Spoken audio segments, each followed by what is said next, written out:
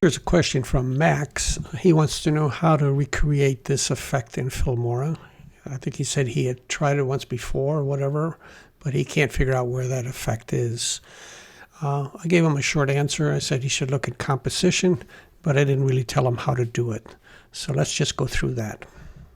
Okay, so let me just say right off the bat that this is not going to work on all pictures. It works best on pictures that have high contrast areas and bright areas. So like this probably won't work so well, and who knows what this will do. So we'll do that.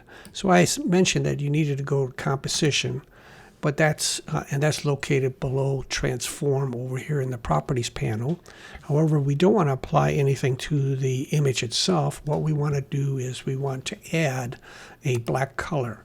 And so we can drag the black down here, and we'll go ahead and put it across all three of them. And this is where we want to change the composition or blend mode. And the one that you want to use for this particular one is way down at the bottom, and it's called hard mix. And we can see that we're getting a little bit here, and we could play with this to our liking to get it just the way we want.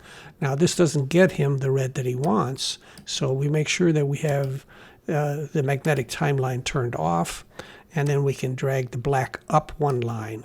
So what we want to do is we want to drag red down here to give us that red effect, and we just simply drag that out. Now we can't see the picture down below because it's a solid color. So all we got to do is again go into composition and change the opacity of the red. So let's go ahead and set that to somewhere around 50% or whatever you like. And now we're getting that contrast that we need here. If we move over to some of the other pictures, as I said, this one didn't have a lot of contrast, so not so good. So we could try changing the mix over here and get it to just a level.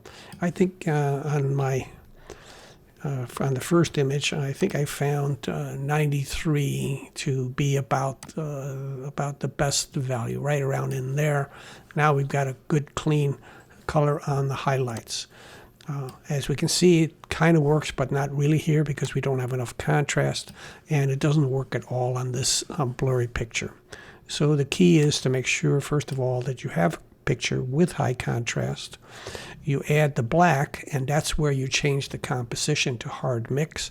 And then if you want a specific color, you insert a solid color in between the two, and you reduce the opacity of that so you can see the image down below.